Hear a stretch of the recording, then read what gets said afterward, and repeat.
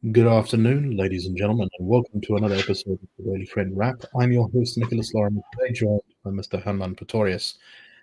Today we're going to be talking about the chaos inside the administration in Joburg and what could be some real cracks forming in that coalition government. We're also going to be talking about some of the latest unemployment numbers. And lastly, we're going to be talking about Operation Dudula. So, Hermann, there was a story reported on News 24 giving a little bit of insight into some of the growing infighting inside the coalition government that governs Joburg. This is a coalition that is principally made up of the ANC and the EFF, but also includes smaller parties like Al Jamaha, the African Independence Congress. I think the PAC also has a member in it. The Patriotic Alliance is also a member of it.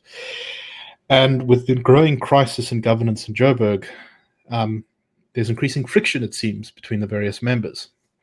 Now, this reporting on News 24 was a rather complicated story, and it's a little bit difficult to know what entirely to make of it. But basically, back in 2019, I think it was, Hermann Mashaba, just before he left the DA, was accused by the ANC and some of its now coalition partners of spying on councillors with an illegal grabber spy device. When the ANC took over the city, they launched an investigation into this. This investigation just seems to have kind of gone nowhere since then, sort of bouncing around. When the DA got control of the city under Mpho Palatse again, the media was invited to a briefing about this thing where it wasn't actually shown to anyone, so it's not clear whether this thing actually exists. And the National Security Agency got involved and said that, no, this is for detecting spy bugs, not actually spying on people. So that aspect of it is all very confusing. But what is less confusing is that the Action SA speaker, who until recently was in coalition with the sort of ANC bloc in Joburg and has subsequently been chucked out, suspended the investigation, saying that it was, didn't give full reasons, but basically said that it was not worth pursuing. Now that the Action SA speaker is out, there's been a demand by Al Jamaha to restart that investigation. Al Jamaha has been throwing its toys out of the cart recently about a bunch of things. They want their former mayor, Kabelo Gwamanda, to be made the MEC for finance in Joburg, but instead the ANC gave that position to themselves. So they're accusing the ANC of being very, imperial and doing whatever it likes. And until recently, Action SA was in this coalition, and after their speaker got thrown out by the ANC, AIC, etc., coalition, their caucus leader in Joburg, I believe it's their caucus leader, resigned, the former speaker. So, Hermann, it just seems like really chaotic. Everyone is fighting with everyone else. Al Jamaha is writing letters accusing the new speaker from the AIC, Councillor Margaret Arnold's, of acting illegally by not reopening this investigation. There's claims that they're going to, maybe possibly support a motion of no confidence against the ANC. Why is this all happening now? Why is this coalition all sort of suddenly wobbling with each other?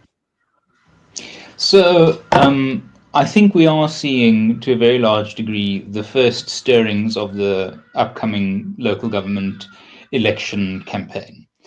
By law, it should happen between November 2026 and sort of February 2027. And from what I can pick up, the thinking on the ground seems to be that it's going to be early 2027. So we're quite some ways away.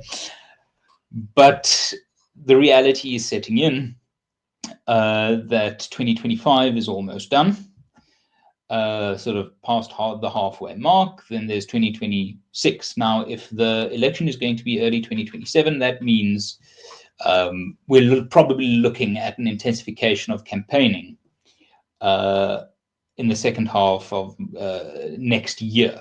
So a year from now, the sort of campaign will likely begin in full swing, probably 10 months from now, which in and of itself is I think, a very interesting space. South Africa has never had an election that sort of has the campaign period fall over December holidays, which is a notoriously weird political climate. Sort of everyone tunes out in a way.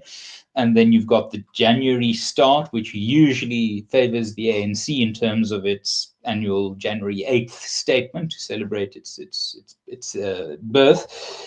But that's also becoming increasingly tenuous. So that in and of itself is an interesting topic. But we're seeing the first stirrings of that contest, of the dividing lines that will materialize. And that explains why we're seeing, at the same time, we're seeing instability or ructions in the Tshwane coalition, where Action SA holds the mayoralty. And at the same time, there are these question marks about, Action SA withdrawing from the Control of Council agreement. Now, I think it's useful to point out that there's a difference between a strict coalition about people, parties sharing power in the executive, and what one could consider a control of council agreement, where I think it would be fair to include Action SA in that mix, because they had the speakership.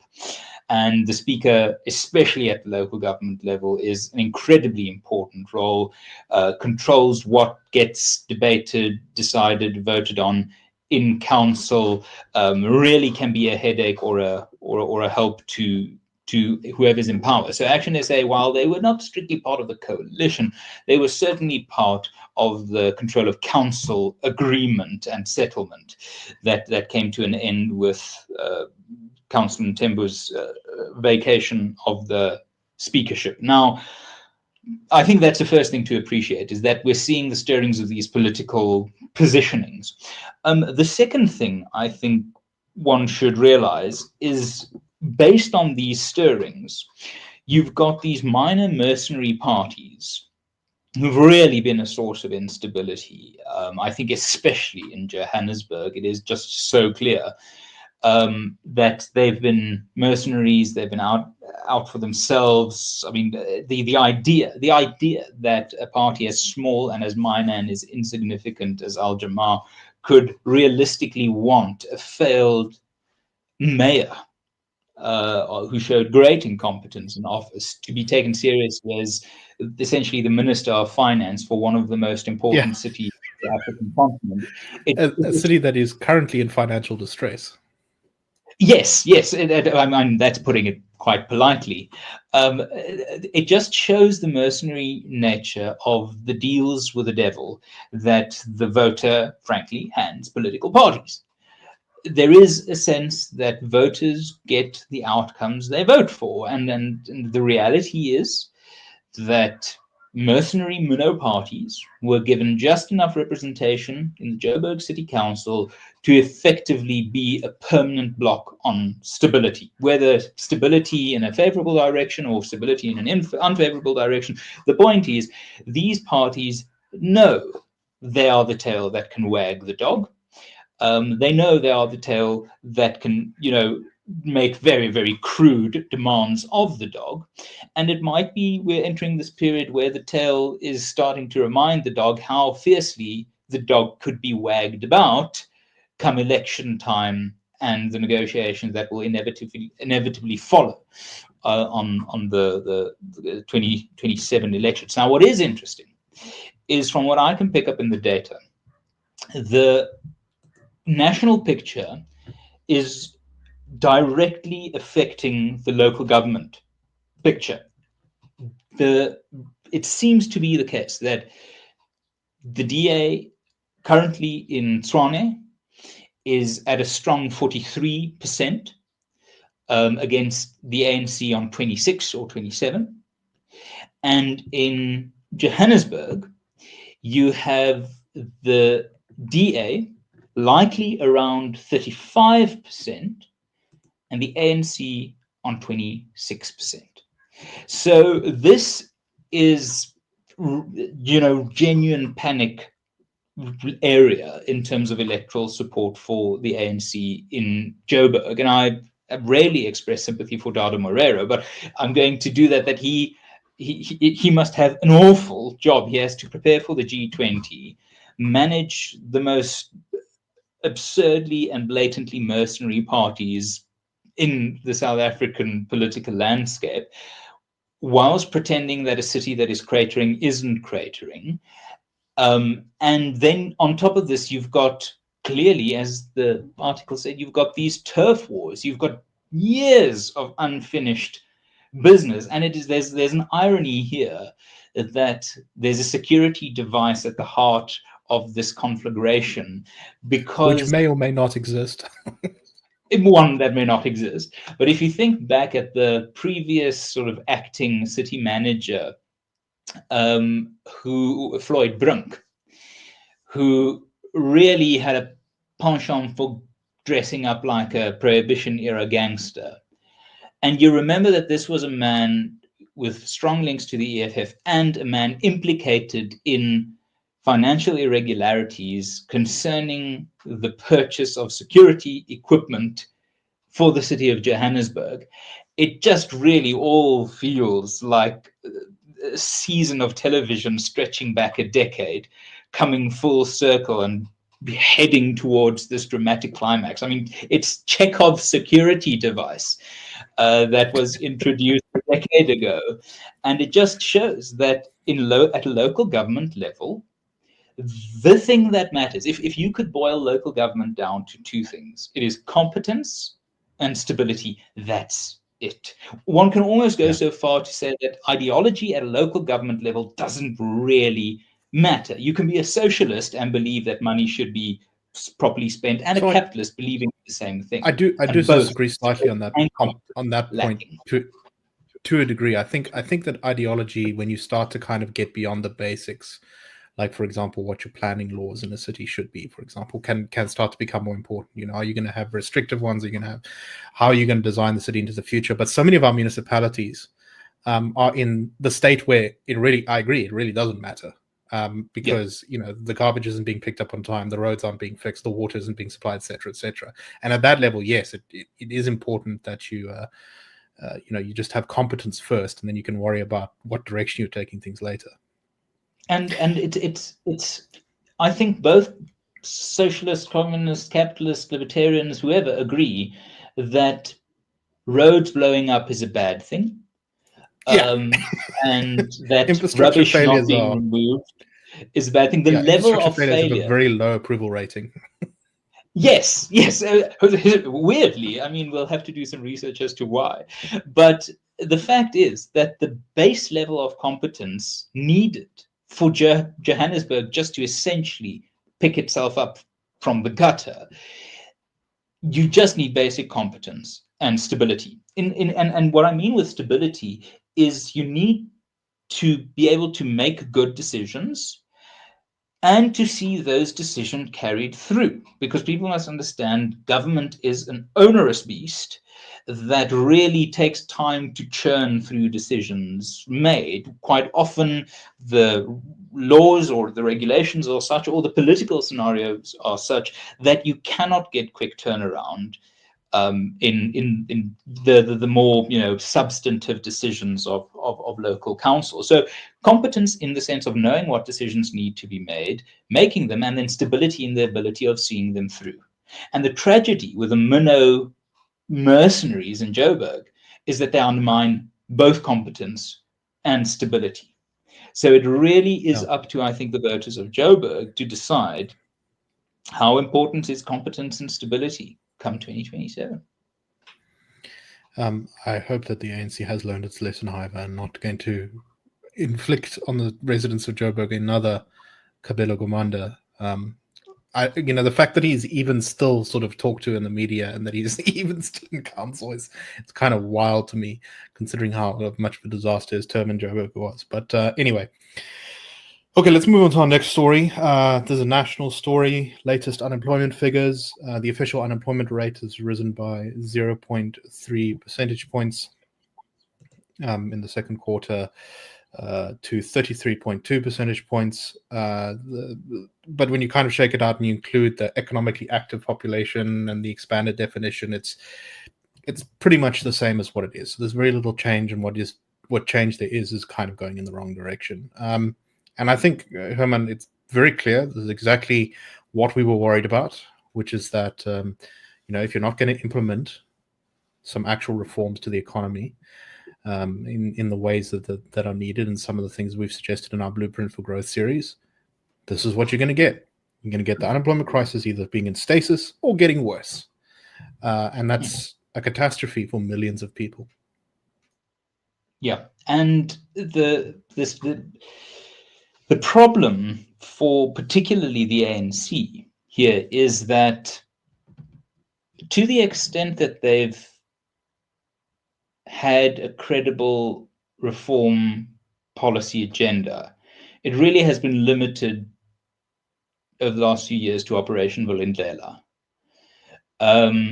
And phase one of Operation Dudula, to my mind, was tinkering along the edges, and that's fine. I mean, you tinkering is probably better than no tinkering. Making it easier to get a work visa in South Africa, yes, good. It'll make skills Raising slightly the more. generation cap on electricity. Well, that was like the one actual reform. So to the extent that they've had reform, it has been unambitious, it has been compromised, it has been limited in scope. Then the GNU came along, and the South African economy experienced effectively a sugar high, as our colleagues at the CRA describe it, because South Africa's economy, due to systemic and legacy factors, are incredibly vulnerable to just good old sentiment. If people feel good about South Africa, and that's the problem with having no real investment case, is if you go and listen to these investment indabas and roadshows across the continent of Africa specifically, you get quite impressive pitches from Rwanda, from Uganda, from Kenya, latterly from Zambia, saying, this and this is our productivity, this is our rollout of services, this is our skills level, this is our investment trajectories. They sort of show the numbers that investors are interested in, saying, yeah, I can see my investment growing there. I see upside potential, and I see a practical route to that potential being realized.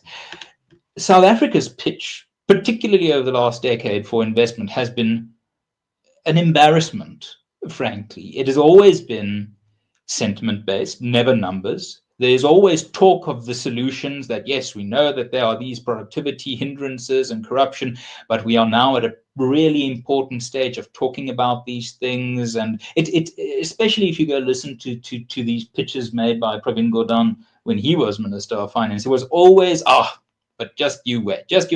And then it's no wonder that we underperform our emerging market peers, because our investment case, to the extent that it exists, is sentiment-based. So when the GNU allowed an upsurge of positive sentiment, at last we will get some stability, some competence, not just the toxicity of a imploding ANC.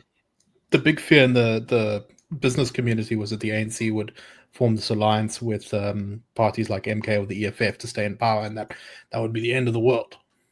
Yes, and what businesses also wanted is, we've heard this lie that, we've got good policies, we've just got bad implementation, which is a nonsense point of view. We've got bad policies that are badly implemented. So we've got the worst of all possible worlds with ANC policies and the National Democratic Revolution, to which they remain slavishly and religiously devoted. So there was this idea that, if we could get DA execution and DA delivery on the predictable ANC stability policies, the deliverance would just be such goodness, such Africanacity. And the problem came about that the ANC simply remained in the driver's seat, quite evidently so, and quite boldly so, blatantly so, from the start of the GNU negotiations, from the moment Cyril Ramaphosa, actually from Tokodidiza's election all the way through to Ramaphosa's election, it became so clear that the ANC would rely on the constitutional prerogative of being Ramaphosa's party in power when they wanted to be the sole governing party, and they would rely on the GNU when they wanted to share the spoils of blame. Now, the problem with that is that the voter saw through it.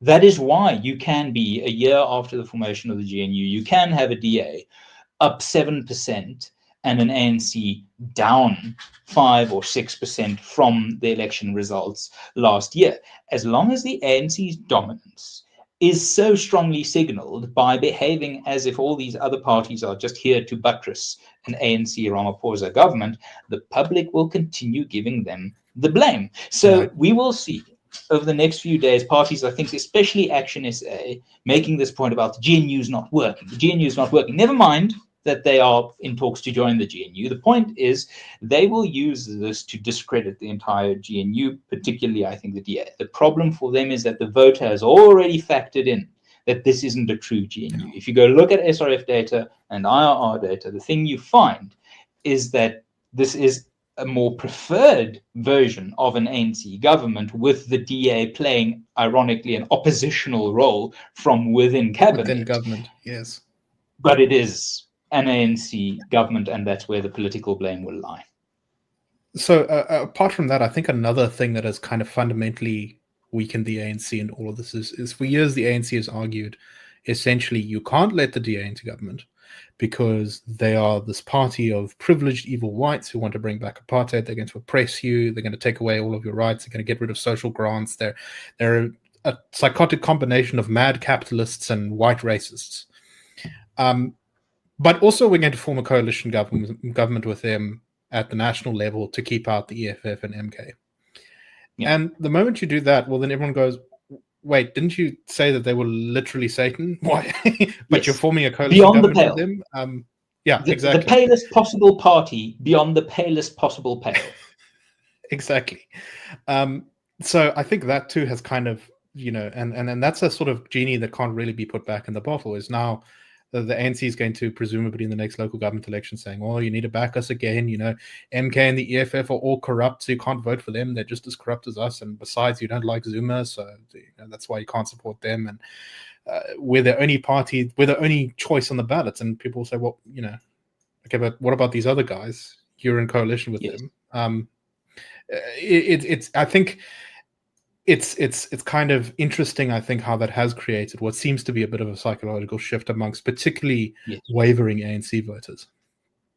And what is very important to note is that going into the 2024 elections, had the ANC occupied from the start, from before the election, if they had admitted to themselves and to the public that an ANC majority government is unlikely, and they had owned the idea of a GNU government, as I write in the closing chapters of the book just behind me, if they had campaigned as the party willing to lead a GNU, if they had owned it from the start, then it would probably have boosted their support, because the idea of collaborative politics in South Africa is more popular than, its competence should suggest. But now we're in a position where they were a majority party, able to say, we're in the era of coalition government. We're the only party big enough to anchor coalition stability. And they sort of tinkered with that message.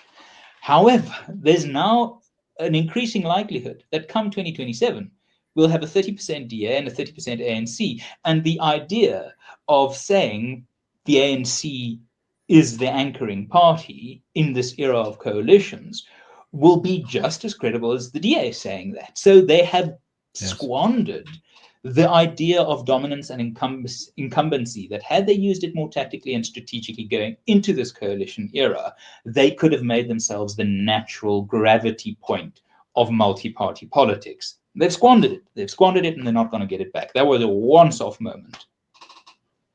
Well, I mean, that's the story of the last decade, at least, of the ANC, of constantly having off-ramps where the party could take itself and the country in a more positive direction, and just steadfastly refusing to take them, and calling anybody who suggested that they take them an idiot and a counter-revolutionary and a nonsense.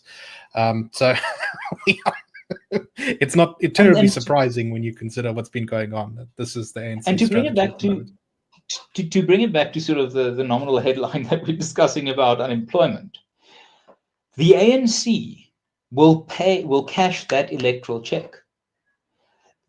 We didn't see an explosion of unemployment when the GNU came to power. The political argument against the GNU parties, if we steelman the political argument against the GNU based on these numbers, it is that the GNU didn't solve the problem, but the ANC caused it.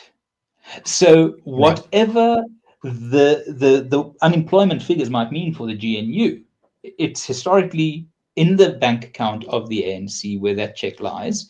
There's nothing between now and voting day that the ANC seems willing to do to change its trajectory. And Daniel Ilof, a good friend of the IRR, wrote a piece the other day for Business Day where he said that Javier Milei's success in Argentina need not necessarily contain a prescription for how South Africa can get out of a crisis. As is well documented, we've got different issues. They had an inflation crisis where we have an unemployment crisis. Our inflation is relatively secure, their unemployment and employment is relatively secure. So the problems aren't one-to-one. But what Milei shows is that states can change. With the necessary political will, governments can change. And now we're looking at 5% plus Argentinian GDP growth. So if the ANC wanted to, genuinely, if they wanted to, and the party had the institutional capacity, and it wasn't sort of a 20th century party in 21st century politics, these unemployment numbers would have been sufficient enough of a warning for them to say, we have a year and a half to turn this around. That's how much Milei has had effectively so far. And he turned it around. But the sad thing is, as you say, the ANC have an amazing ability. They never miss an opportunity to miss an opportunity. Indeed. Well, we could talk about this forever, but let's very briefly touch on our last one. I'm sure many of our listeners are aware of a group, Operation Dudula, who are essentially, they paint themselves as vigilantes carrying out South Africa's immigration laws, which tends to consist of them harassing people who they think are foreigners outside of hospitals to prevent them from getting medical care. The group now claims that it's on the verge of meeting with Health Minister Aaron Motsoaledi to discuss and issue demand fair access to healthcare for South African citizens. Now, firstly, I get the feeling that the ordinary foot soldiers of Operation Dudula aren't necessarily all so caught up on immigration law that they can immediately determine who is a legal and illegal immigrant, and I suspect that the majority of what they do is just harass anyone with a strange accent. But, just complete sort of lawlessness, whatever you think of the immigration issue, I think these guys are basically just street thugs, bully people and harass people. And very openly so. I mean, the government, last week, 3 of them were arrested for blocking access to a clinic in Soweto. The reason this story caught my attention is that, they claim the health department is going to meet with them, and that not just the health department, but the health minister. Now, I don't know if the health minister is going to meet with them, but I'm sure the health department is in some capacity. Lest you be taken in by the nonsense that comes out of Operation Dudula, that party stood in the provincial elections in Gauteng. It was not that well known that they were actually running only at a provincial level in Gauteng, presumably to avoid taking votes away from their allies in the ANC, which seems increasingly to be the case, that they are allied to the ANC in some ways. Anyway, that speculation aside, the party only got 2,600 votes in Gauteng in the last local government election, which is like 0.07% of the vote, something like that. It's a group that represents basically no one. They represent an issue that a lot of South Africans care about, but they themselves don't really actually represent anyone. And it's kind of outrageous to me that they would even be considered for a meeting with, the minister or even anyone sort of vaguely senior in the health department to take on this. I think there's a political capital expenditure that if Motsoaledi meets with these people, it'll be yet another sign, I think, that the ANC is ceasing to be a big beast, if I can put it that way. If we think about the ANC at its electoral height in 2004, it was also at its arrogant peak. The level of arrogance that the Mbeki administration had and governed with, and the disdain for those beneath the hallowed views of an African Renaissance, was sort of reflective and in proportion to the electoral mandate. If 7 out of 10 voters vote for you, there seems to be an arrogance risk built into that. Imagine that ANC meeting with a party that got, fewer votes than we hope this episode on a bad day of the Daily Friend show will get. That is such a diminishment of the standing that the ANC once enjoyed. Now, if they do meet with if Motsoaledi does meet with Operation Dudula, I think it would be just a bad move politically for Motsoaledi. His time, frankly, should be worth more than a failed movement that can barely, muster a rat's fart in a methane factory. So the problem that one can then add to that is immigration as an issue doesn't exist. It is a basket of issues. The reason immigration persists as a high priority policy area is because it isn't one, it is several. It is the problem of not enough housing. It is the problem of not enough jobs. It is the problem of not enough hospital places. It is the problem of not enough law and order in your inner cities and townships. It is the problem of not enough school drug places. Abuse, drug abuse. It's the multi-plug issue of grievance, and it's fair. And I don't think it helps dealing with that issue on a theoretical basis, especially for us liberals to say, well, actually, you're wrong about your experience of illegal foreign activity in your township or your community. It doesn't help. But I think the fact that this blatant, xenophobic, deliberately charged entity tried to be a political party and couldn't scrape together more than a few thousand votes is indicative that there might be something underneath that indicating that South Africans, for all the heat that illegal immigration triggers as an issue, there might be a latent understanding that it is not in and of itself an issue. It is a symptom of socioeconomic collapse in other policy areas. That more chaos, i.e., sort of self-appointed vigilantes running around enforcing immigration laws, is not going to solve the problem. If anything, it's going to make it worse. I think if there's one thing that South Africans across the board agree on, is that South Africa is far too chaotic. And I think this is why a group like the EFF also struggles to really make it big in our political spaces, because they're seen as too chaotic.